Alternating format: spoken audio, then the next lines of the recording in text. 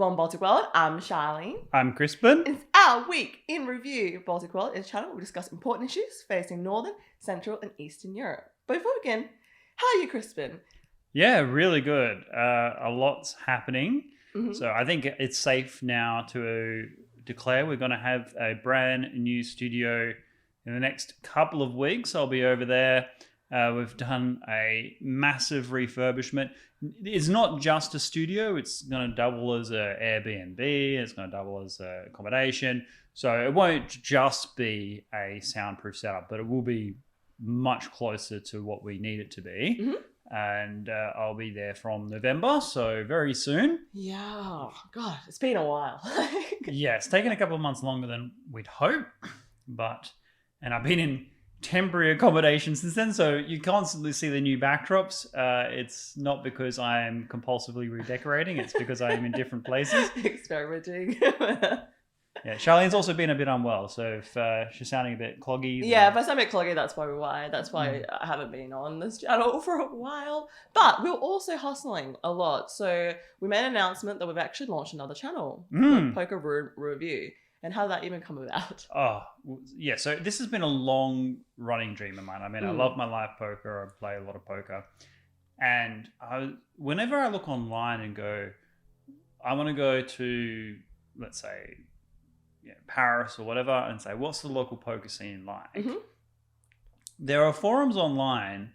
The comments are very dull and short and usually outdated. So be like, oh yeah, there's a poker room, deals are a bit crap, blah blah blah. So you basically Google a place like in Paris poker, then you go to a website from like 2006, and scroll through the comments to see what the discussion was about. Heard it's good. Full stop. Exactly. That's exactly right. And I was thinking, I would love to have better information that compared poker rooms across the world. And I was like, I wish someone would do this. And then I really wanted to eventually do it myself, but then COVID hit. Sure. So I was like, is live poker ever going to recover? Because we had all the social distancing and people couldn't go to the casinos. Yeah. So it's come back with a vengeance. Live poker is really hitting the ground again. So I was like, I can finally do this. And I have a big thank you for Charlene here, whose video editing skills have gone from 0 to 100. It's because of Baltic World. Exactly. Yeah. So I'm actually quite grateful for COVID, because I might have launched into that channel first. And if I had done, I think it would have fallen on its face, because we wouldn't have had the skills. Oh, yeah, absolutely. To do it. So if you are interested in poker, go check it. Link in description. Like and subscribe. It compares poker rooms across the world, giving different comparisons by category. So game options, accessibility, service, etc. Yeah. Obviously very different to this channel. We'll also have some other channels in the future. Now that we've got the proper setup finishing, the next kind of step is to get more capabilities to produce more content. And obviously Baltic World will see a bit of an uptick in production, but also gives us an opportunity to produce other videos, other content as well.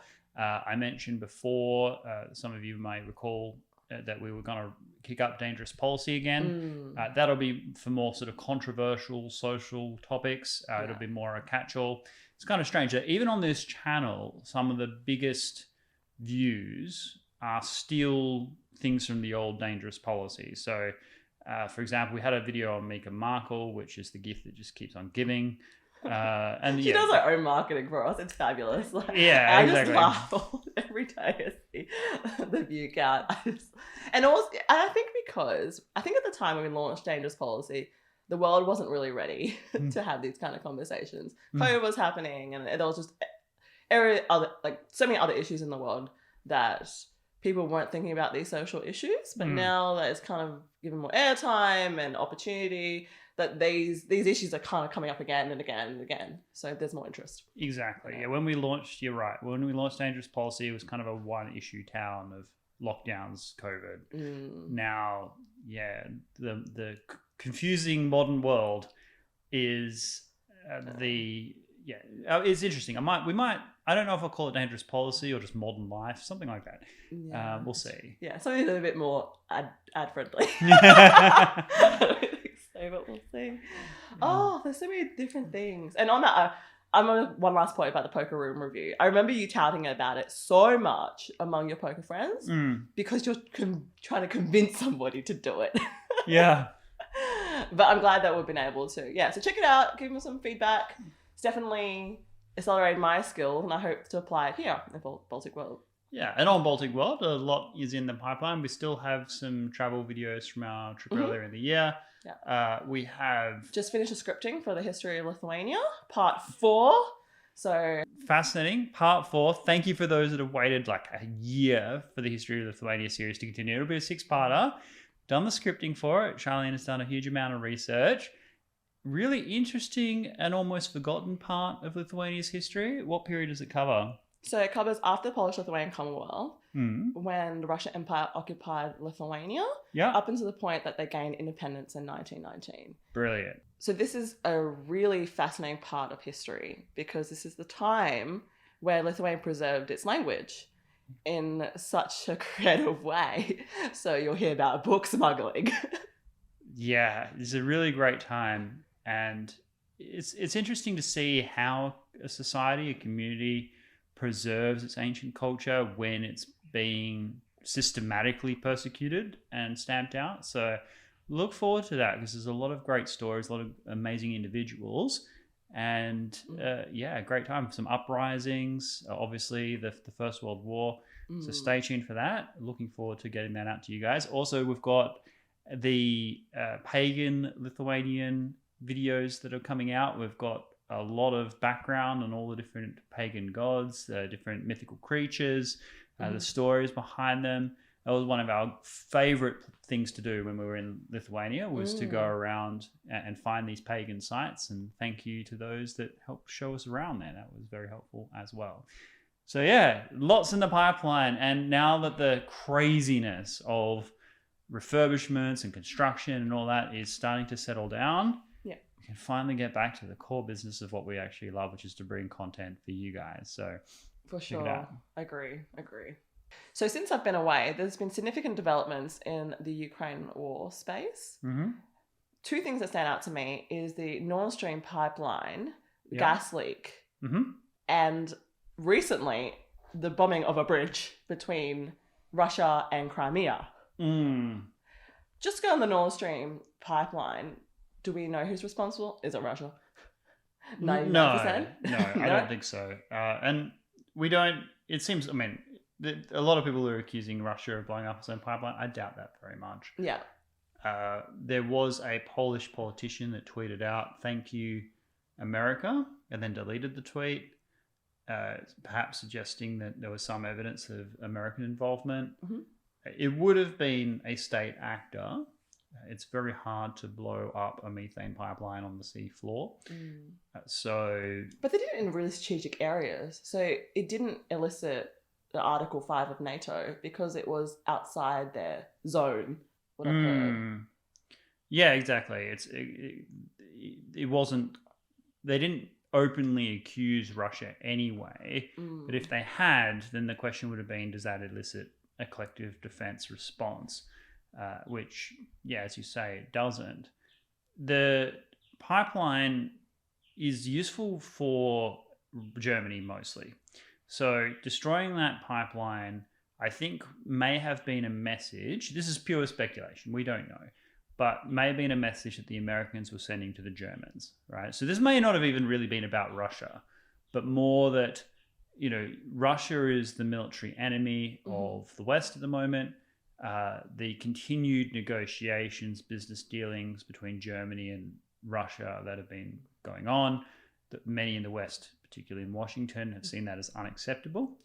And by destroying this pipeline, it kind of takes off the table the whole question of, can Germany make a good gas deal with Russia and get cheap gas at the expense of Ukraine, because the pipeline that would transport that gas is no longer functioning. So this could well be a kind of blue on blue type event where the Americans took out a bit of critical infrastructure just to send a message to Germany to say, look, you think you're going to make business dealings with Russia, but that's not going to happen. You are part of the club, and you're going to stay there.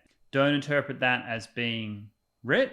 Yeah. But I do think if we just look at cui bono, who benefited, I would say the United States was the main beneficiary, and Germany, rather than Russia, was the main victim. I didn't know that. I didn't know that. I thought everyone was just trying to jump on Russia at that point. But at the same time, Russia was turning on the tap, so it wouldn't make sense for them to bomb their own pipeline. What are the rest of the European countries going to do during winter? Have they found alternative ways of getting gas? Well, that is going to be a struggle. There is always ways of doing it if you're willing to pay the money. And unfortunately, that has led to significant price rises in energy, over 40% in the past sort of 6 months, 8 months of the year. And that has massive flow-on effects to other expenses, because if fuel costs go up, that impacts freight, transportation, and then the cost of selling products in supermarkets. So it has significantly increased the cost of everything. The impact on the Russian economy from all the sanctions is also underrated. The Russians sort of brag that look how strong the ruble is and that they can still sell their gas to India and China and so forth. But the sanctions are really biting, and in a way, because the Russians have put severe restrictions on dumping the ruble. In other words, they'll accept payments in rubles and not exchange rubles for foreign currency. It's artificially inflated the value of the ruble at the expense of inflation at home in Russia. So I think that the Russian economy is way, way worse if you pop the hood than is actually... So what do you mean by that? So that they're only accepting rubles? Yeah, I mean, what happened, the sanctions were announced particularly on the Russian central bank, but also the cutting off from the SWIFT payment system. Yes. And the ruble tanked. The ruble tanked off a cliff. Yeah. But then the Russians managed to stabilize the currency. In fact, then make it stronger than it had been in many years by essentially demanding that everybody who has foreign currency in Russia has to transfer it into rubles. They had that introduced a rule. Okay. And the payment for Russian goods couldn't be made in the reserve currency like the United States dollar, had to be made in rubles. So this artificially boosted the price of rubles because people had to buy rubles. Exactly. Do business. And it's very hard for them to sell rubles. Yeah. So it's artificially inflated the value of rubles, which reduces import costs, but makes their exports more expensive. In an environment where they're already under heavy sanction, it's really crippled their domestic businesses. If you think about all the things that have closed up shop within Russia, just take McDonald's, for example, 850 stores. That means that even if imports are cheaper, their sources for imports has been significantly curtailed, drastically curtailed. They're very dependent on imports from China and India. Like, do Russians still want to live there? Are people, is that rumors true? Are people like leaving the country so they don't have to be conscripted into the Ukraine war? That's right. They are. Yeah, the borders, but the thing is, Russia has certain restrictions there as well. First of all, there are only a limited number of countries where Russian nationals can travel without a pre-approved visa. So places like Cyprus, Turkey, Israel, Armenia, Georgia. Like, these are a few places. And then of those countries, it's the ones that are with land borders to Russia that are the most appealing for most Russians because they can afford to get there. So, for example, the Georgian border. And then the border guards, the Russian border guards, have started to clamp down on people leaving, checking to see whether or not they're eligible for conscription before letting them go across to their foreign countries. An alternate story was that the Russian people sign up for conscription and then they go and then they plead for amnesty. And they basically, what's that word? Asylum? Yeah, so they plead for asylum so that they're able to escape. That could be the case. we're certainly hearing stories of that. It's one of those things that is potentially, well, there'd be a degree of propaganda because there's a strong incentive for the West to put that message out and saying all your troops are just coming and surrendering anyway. But no doubt that's true for a lot of people. I mean, if you're being conscripted against your will and forced to go and fight in Ukraine and you don't want to be there and you have an opportunity to get asylum in the West, why wouldn't you take that option? Because you're going to die anyway if you refuse and try to cross the border illegally, whatnot. But you might have an opportunity to escape if you do accept that path. Yeah, you're taking a big risk because the Russians have increased the penalties for those who desert or try to surrender, and those penalties are very severe. And those penalties involve lengthy jail terms, but that won't get you out of the war. You'll be sent to jail, but you'll still be put on the front lines, kind of thing. So it's a very big risk for those wanting to do that. But I can understand, given the choices, that's what you may well want to do. So I'm sure that a significant number of Russian conscripts are considering defection, but it's too early to tell, really, because the numbers that are making it to the front lines at the moment are still small. Remember, the logistics of the conscription is very complex for the Russian officials to manage. So they have to get all these people up. Then train them. Exactly. Train them, equip them, and then deploy them. And so we shouldn't get ahead of ourselves in terms of their overall impact or their morale. But one would imagine that, yes, many of them will choose to defect. Interesting. As I mentioned before, the second most significant thing I noticed is the bombing, very recent, the bombing of the Kerch Bridge, a 90-kilometer bridge connecting Crimea to Russia. Yes. Who's responsible? Well, it would have to be either Ukraine or the United States. Probably Ukraine with the assistance of allies. It's so far away, though. Well, that's the thing. So you can look at this incident through two lenses. One is the direct military strategic lens of the fact that that is by far and away the primary artery by which Russia reinforces the south. So most of the military forces that arrive in Crimea from Russia go via that bridge. It significantly reduces the cost of reinforcing that territory because there's no land bridge that connects Crimea to mainland Russia. It's one of the Russian war aims, of course, is to take control of the east of Ukraine such that Crimea can have a permanent connection to the mainland of Russia. But at the moment, that's completely out of the question. The Ukrainian forces are making advances in all kinds of areas in the east. So that bridge becomes all the more critical to make sure that Crimea can be kept under Russian control. I can't believe it was so easily bombed. You'd think if it's such a critical part infrastructure in terms of strategic warfare, it would be more reinforced. But the videos on Twitter looks like it was so easily done with a truck or two.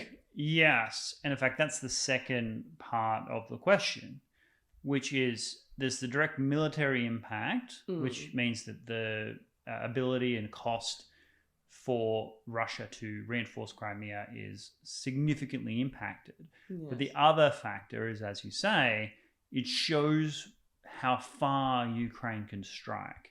I mean, the Kerch Bridge was always kind of a fantasy for the Ukrainians in this war. It was sort of this, one day we'll be able to attack that bridge. Always thought to be beyond the striking distance of Ukraine's forces. Even with the HIMARS that have been provided by the United States, the range of the missiles that have been provided don't actually reach that far. So this is deep, deep behind Russian-controlled lines. And for the Russians at home, it's an abject humiliation because you've got this massive army, huge mobilization, all this artillery. And at one point, they were marching on Kiev. And now, all these months later, they can't even control the bridge that connects them to Crimea, which there's no way to look at this other than them losing badly, horrifically badly. So from a morale point of view, every Ukrainian has been celebrating. If you get on Twitter, they're making songs about it. There are all these nightclubs are doing mixes with the bridge burning in the background. So they are celebrating across the board, and the Russians are just like, well, clearly we're losing. Yeah. So there's that. And then there's the question of, as we move into the winter, what Russia's options for supplying Crimea are and the requirements thereof. I mean, once you've got a reliable bit of infrastructure, like a bridge, your dependence on that bridge increases. You know, the people of Crimea would be used to things coming through that bridge.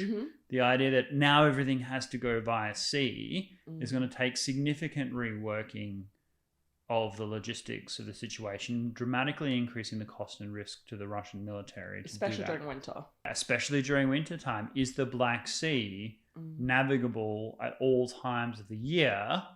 Well, it's a warm water port, but pretty hazardous in the winter time. Very difficult. Very dangerous. I mean, there's risk of attack from Ukraine's forces. So that will increase the lossage from the things that you try and supply to Crimea. And then there is one drawback, though. There's one small drawback, is that at the moment the United States is able to monitor that bridge from space, from satellites, 24 hours a day, 7 days a week. They can catalog every bit of equipment, basically, that goes across that bridge. Well, now that the Russians are going to have to find alternative sources, go via the sea, then the quality of the intelligence that the United States is getting and therefore passing on to Ukraine will be somewhat diminished as a consequence of this bridge no longer being in use. But certainly the benefits massively outweigh the drawbacks. Now that this $2.7 billion Euro bridge is damaged, realistically, Ukraine has an opportunity to go into Crimea because there's less Russian forces coming in via the bridge, because there's no bridge. And what happens next, I guess? Well, that's a good point. From a military point of view, the biggest advantage is it gives Ukraine's forces options for the next steps. It is possible that Ukraine could launch a major offensive into Crimea, but it's also possible that they could strike a myriad of other places. And what it means is that because of the vulnerability of Crimea, the fact that Russia now has to worry about it, that's one extra front that Russia has to deploy forces and control. So like a distraction. Yeah, I mean, if Ukraine launches a massive offensive against Crimea, is that them trying to take back Crimea, or is that just them distracting from another offensive like we saw with Kharkiv and Kherson? It means that Russia is very much on the back foot. Certainly no major offensives can be launched from Crimea because the supply of their military has to come via sea. It's all going to be much slower and much more cumbersome and expensive. So it'll be very much Russia bedding down in Crimea to get through the winter. And so, it has a lot of benefits across the board. It is a significant development, but it's also possible to overstate. They will repair that bridge. They will start sending things over again. They will kind of do an investigation as to how this occurred and try and make sure it doesn't happen again. Whether that's possible or not, we'll see. But for the time being, it's a big win for Ukraine. It's a huge morale boost. Can you imagine? You bombed a $2.7 billion Euro bridge and you think to yourself, wow, Russia's trying to take over our territory and they can't even hold their own. We're kind of... Yeah, it's significant. Wow. It's very significant. And it's symbolic as well as like severing the connection between Russia and Ukraine. It's got a kind of an emotive impact, and a lot of jokes online about it. Congratulations to the forces of Ukraine, but it's easy to overstate. Like, the war isn't over. No. Russia still has options and possibilities and significant reservoir. Do you think it's going to slow down during the winter? Well, it must do. It must do. I mean, the Ukrainian winter is extremely harsh, but I think it'll be very much Russia trying to hold, and Ukraine will be looking for opportunities. So at the end of winter, it will be more advances for the Ukrainians. I think the Ukrainians would be wise to keep the tempo up as much as is feasible during the winter, because Russia will have increasing difficulty during the winter to do anything about it. Yeah. And the mobilization that Russia is currently engaging in is likely to put a lot of emphasis on a spring offensive. So all those troops that are being raised and equipped, and they'll be trained through the winter, it'll be with the idea that when the weather improves, there'll be a massive invasion from Russia of Ukraine. So this war isn't over. There's another phase to come. And the more advances that Ukraine can make now during the winter and then fortify those positions, the better position they'll be in to absorb any counteroffensive that occurs in the spring. So there's been talks on Twitter about how we shall resolve the Ukraine war. And our lovely friend, our billion-dollar friend, Elon Musk, has commented, and it was pretty divisive what he said. Basically, with a proposal to a peace deal and people to vote in the region whether they should be part of Russia or not, even though most people have left, but okay. So much so that Zelensky himself has commented which side Elon should be on, Ukraine. And recently you did a video on Elon Musk's psychology and maybe his reasoning behind it. Well, firstly, I don't understand with the timing of this why he decided to put out such a tweet. Well, he continues to double down, and he hasn't really backtracked from it. Now, I would encourage everyone to go check out that video because it is a deep dive analysis. I don't want to add too much to it here because it was such a comprehensive video that there's a sort of risk of rehashing if I just talk about it in the week in review. But basically, Elon, the nicest thing I would say about it is that Elon is an engineer, so he looks at things as a realist might, with kind of utilitarian perspectives. What would cause the least amount of suffering? The least amount of suffering is peace. And if there is a settlement that everyone can live with, then the benefits of peace might outweigh the costs of continuing war with all its uncertainty and bloodshed and expense. Well, I want peace too, but you can't really have a vote if not everyone's there. Because people who have stayed in those regions, of course, are probably Russian people. Yes. I mean, I'm trying to be generous to Elon in his mentality. As someone who is not a geopolitical expert, that's not Elon's skill set. Elon is a engineer who builds rockets and focuses on AI, deals with Neuralink and that sort of thing. So he's not a strategic thinker in that space. The challenge he's putting forward, though, should be answered, which is why should we continue to prosecute a war where Russia has further options for escalation, including the use of nuclear weapons, that Russia sees as existential potentially to its integrity as a nation state, specifically when it comes to Crimea.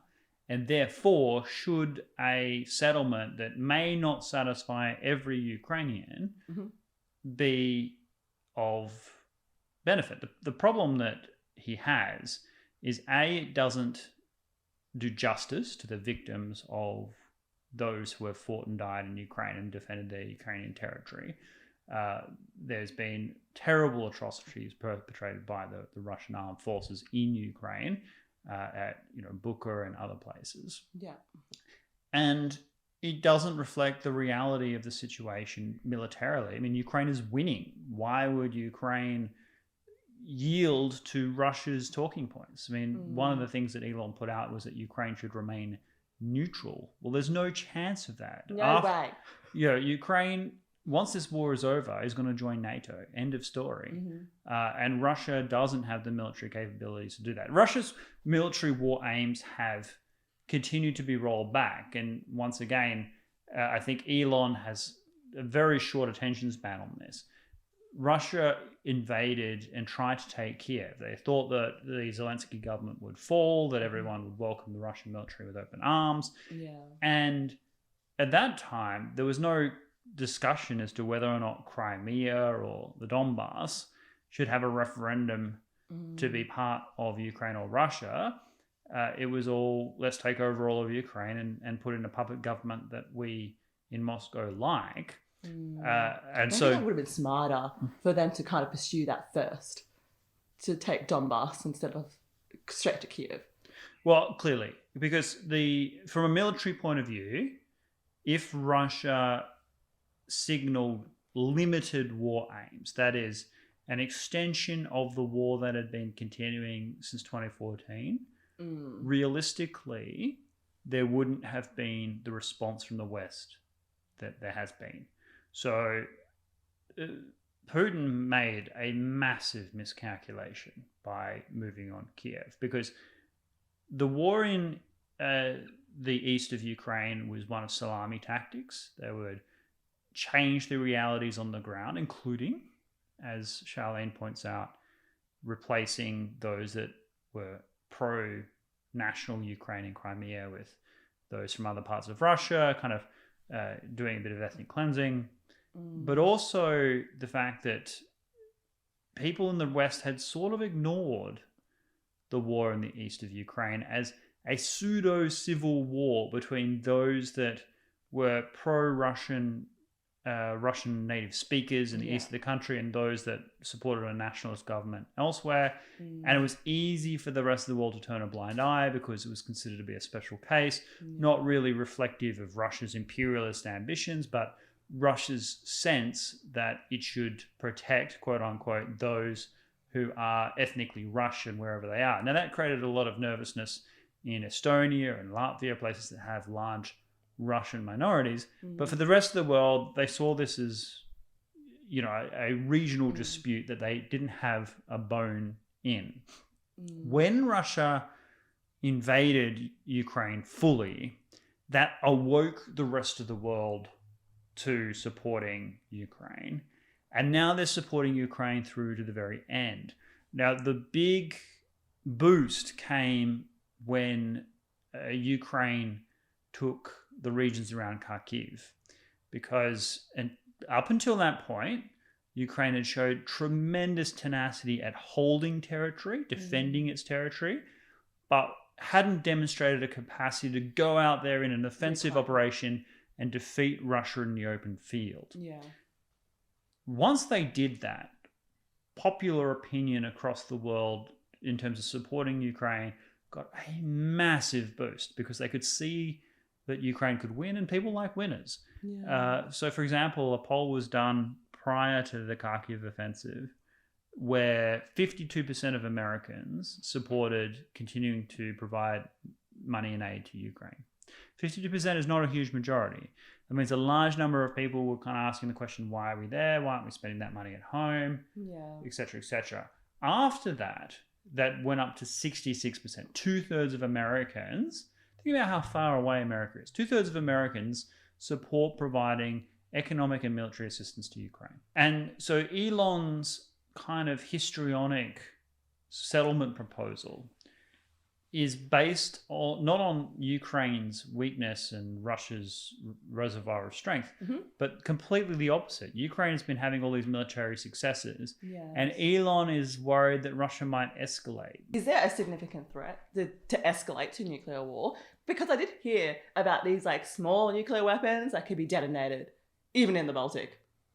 Well, so that latter part of your question, low-yield nuclear weapons, non-strategic nuclear weapons, tactical nuclear weapons, colloquially, that's my speciality. So Russia's low-yield nuclear arsenal is my field of expertise. And so I will do a full lecture on it, as I said in the video, and I'll make sure that comes out in the next couple of weeks. Where we'll go into Russia's nuclear arsenal and doctrine and the circumstances under which such use may occur in the context of this conflict. Because I heard it's used a lot. Well, it was like one of the key strategies during the Cold War. But am I wrong? Well, yes. I mean, we can get into, as I said, I will make a full lecture on it. So I won't talk about it too much here because it'll take up all of the time. I can get very boring on the subject. But basically, yes, the NATO allies did rely on the forward deployment of tactical nuclear weapons to deter Russia. But we'll get into the whys and wherefores of that in the future. The question, though, can it escalate to that? Yes, it could, but I don't think it's very likely. The range of circumstances under which it would occur are quite narrow. And if it did so, that would be the end of Vladimir Putin. Vladimir Putin, the reason I don't rule it out is that Vladimir Putin has made a range of foolish miscalculations in the context of this war. Yeah. So it's hard to kind of say he's just a cold, calculating, rational actor when he's made some dumb decisions. I'm just amazed how he's still in power. Like, how has not another Russian leader overthrown him, given so many miscalculations and the failure of this war? Well, first, that's a good question. First of all, there's a lot of inertia. He's been in power a long time. So the people who are in positions that could replace him owe their positions to Vladimir Putin. Okay. There's also a kind of mafioso style of power where anyone who steps out of line gets removed and all of their resources gets divided up among the rest. So there's a strong incentive not to be the first mover, because if you step out of line, then there's more of a chance that the rest are just going to close ranks and get rid of you. Then there is also the question of who you replace Putin with and whether or not that would save the government. I mean, just because you get rid of Vladimir Putin doesn't mean that longer term there are other Vladimir Putins. Yeah, or that there's just not going to, there might still be a revolution, you know. And what you might do, you might have gotten rid of the one person that everyone kind of could side for or against. Whereas if you get rid of him and you replace him with some nobody, then defending the new government becomes like, who's going to do that? So you actually weaken yourself potentially by replacing Putin from a elite power position perspective. That could be a risk. And then on top of that, people have not yet openly criticized Putin himself. In Russia, criticism of the war has gone from being completely marginal, potentially criminalized, to something that is quite common now. The defeats have been so severe and significant, and also with the mustering of conscripts and mobilization, it's affecting a broad bunch of the community, that criticism of the war is now mainstream in Russia. People can talk about it. But they blame US. Like, it's a proxy war with the United States. It's no longer just Ukraine and I anymore. Well, yeah, it never was just about Ukraine. I mean, if Ukraine didn't have the support of the West, it would have been defeated by now. I think the Ukrainians themselves recognize that. Yeah. But the criticism of the war comes in terms of its prosecution. So people will criticize the Russian generals, they'll criticize bureaucrats, they'll criticize oligarchs, but they don't criticize Putin. What they say is Putin is being misinformed. If only the emperor knew the truth, kind of mentality. And that's a way in which you can stay on the right side of prison or worse, is by saying that it's not Putin's fault, it's everybody else around Putin. Yeah. It's his advisors. Exactly. So it's only one extra step to get to the point where they're like, we need to get rid of Putin, but we're not there yet in Russia. Yeah. Certainly, this is going back to Elon's argument, which I thought was where he really went off the deep end. It's when he said that this is in Ukraine's best interest, because the deal that he was proposing was in Ukraine's best interest, because at the moment there's a partial mobilization in Russia. If Crimea is threatened, then there'll be a full mobilization.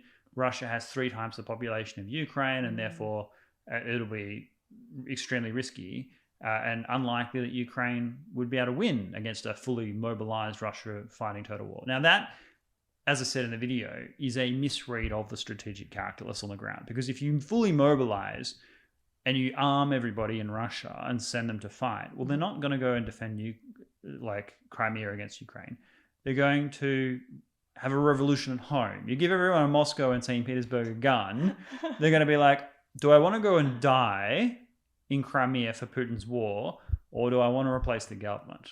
And going by the history of Russia, I think it's pretty clear the way that would go. So Russia can't do full mobilization. They can't, because if they try, that'll be the end of the government. There's a few things that Russian leaders can do that would be the end of the Russian leadership and the Russian regime. And their bind is that if they openly lose the war, yes, then they could lose power and have a revolution. But if they escalate to try and save the war, then they run that same risk.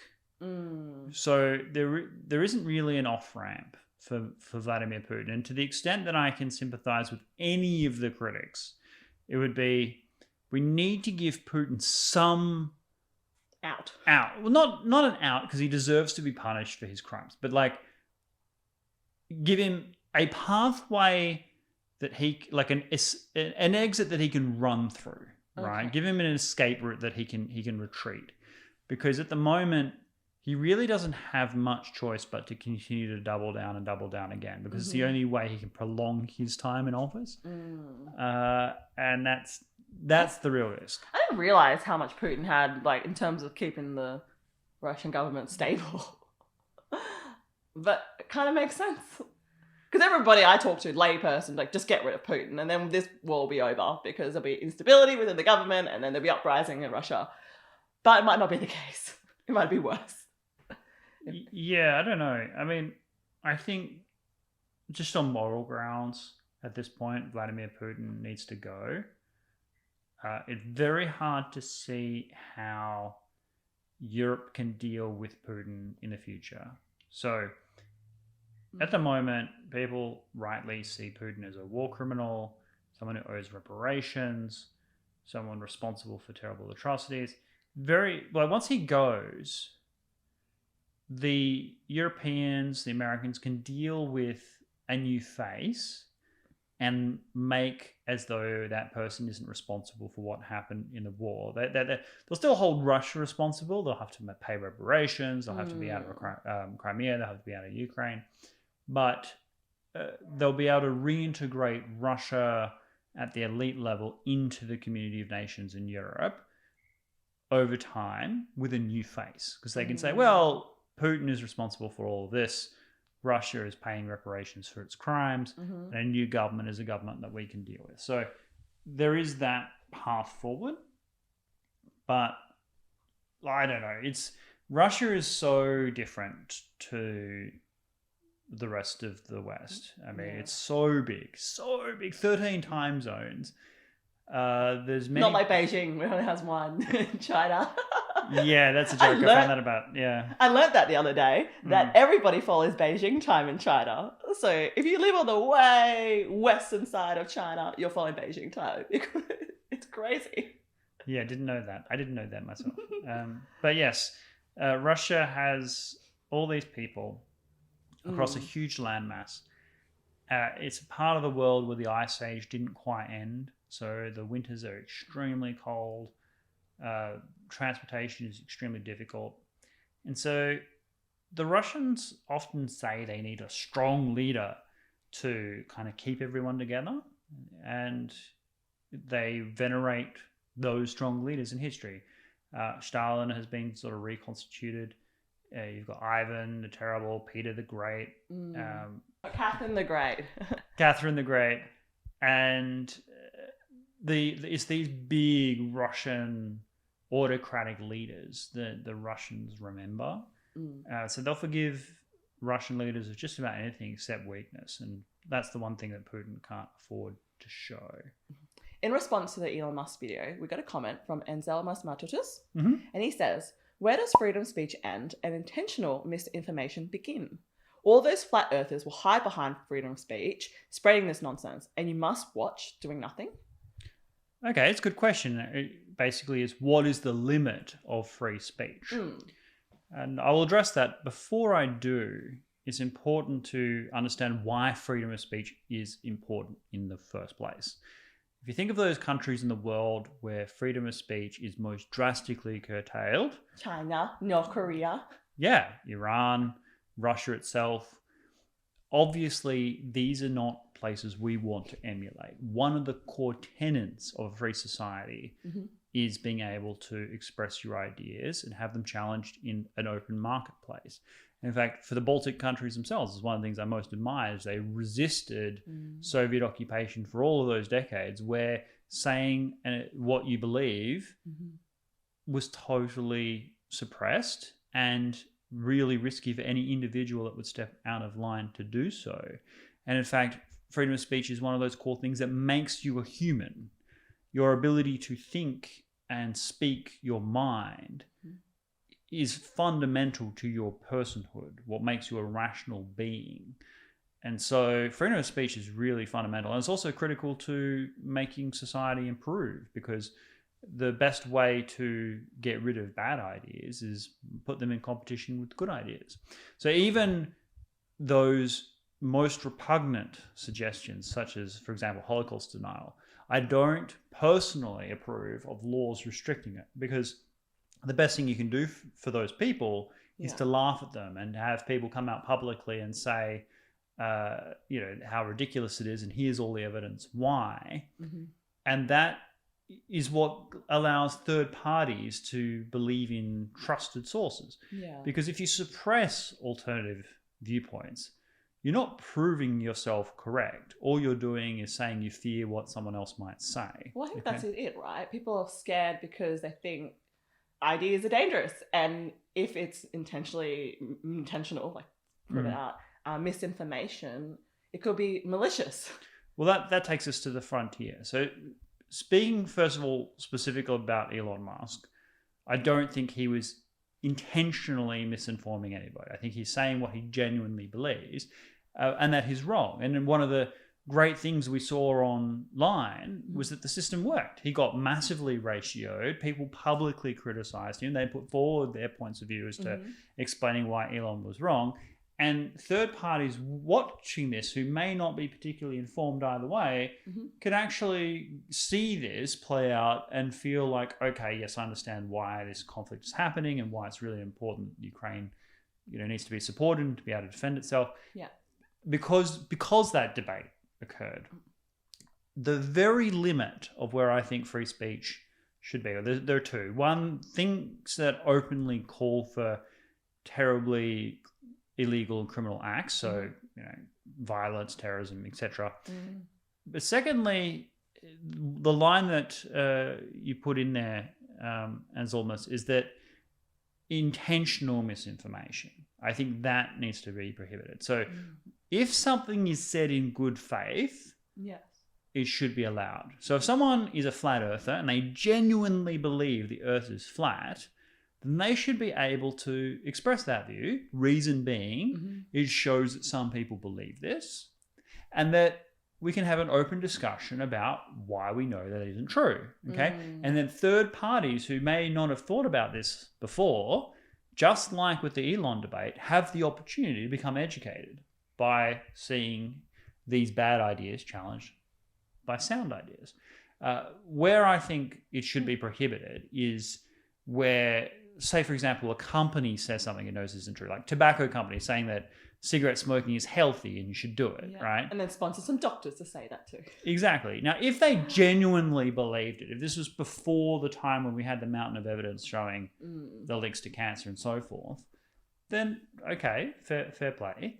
But now that they absolutely know beyond any doubt that their product kills people if used as directed, to say otherwise in an effort to get people to buy that product should be prohibited, right? Because that is intentional misinformation that is harmful.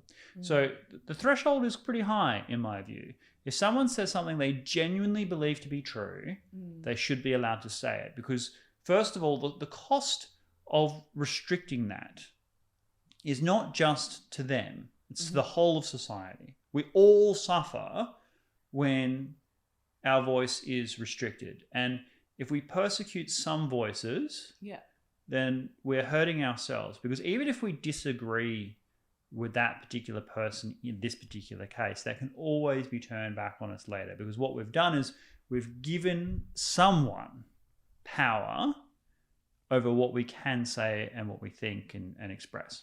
It really sucks in this social media age, because I think people are just so unforgiving when you have an idea and you express it and you may or may not be wrong, you don't have the strongest argument, And then you learn, and then you're like, okay, my idea has changed. But then everybody kind of goes back into Twitter history and seeing and pulling out what they're called, like absolutely, evidence, more or less, so that people feel persecuted for having different ideas in the past. With their knowledge that they had in the past, and now they have new experience and they grow and evolve like any other human being. But the social media age is not really conducive to that. It's like, if you have an idea, you must own it, you must wear it for life. It's tragic. It's one of the disastrous impacts of the modern internet age, and you're absolutely 100% right about that. And in fact, young people and older people have become so used to cancel culture that they're willing to judge people centuries past by modern standards. They sort of say, well, yes, Socrates has nothing to teach us because he's from ancient Greece, and in ancient Greece they had slaves. And what? Like, you know, the defacement of statues, saying that Shakespeare was misogynist, just stuff like this. Applying this kind of modern standard, and I say modern in a very loose term because I don't think it's in any way progress. I think we've regressed to people of distant ages, or even yourself yesterday, as Charlene says, on Twitter or whatever, when your views may have changed, is outrageous. And it also gives a extremely conceited perspective on our intellect of the present, that we're so much more enlightened right now, that we're actually in a position from our high moral standards to judge everything that has gone in the past, no matter how recent, is extraordinary. I mean, the views that were entirely mainstream just a few years ago, even if they were controversial and debated and so forth, are basically prohibited today. And we're seeing that play out in ways that we may not even be able to discuss on YouTube. So this has not helped us. I mean, freedom of speech, every restriction of freedom of speech has hurt us.